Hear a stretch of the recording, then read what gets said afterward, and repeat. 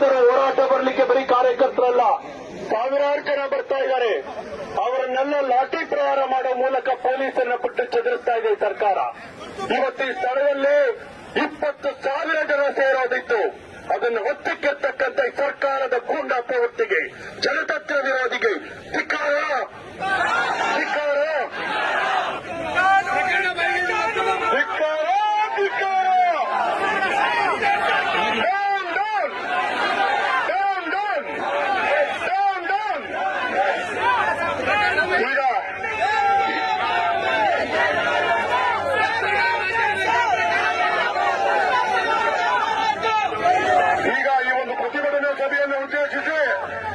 ಕರ್ನಾಟಕ ರಾಜ್ಯದ ಮಹಿಳಾ ಮೋರ್ಚಾದ ಅಧ್ಯಕ್ಷ ಆಗಿರ್ತಕ್ಕಂಥ ಶ್ರೀಮತಿ ಮಂಜುಳಾ ಅವರು ಮಾತನಾಡಬೇಕಂತ ಕೋರ್ತಾ ಇದ್ದೇವೆ.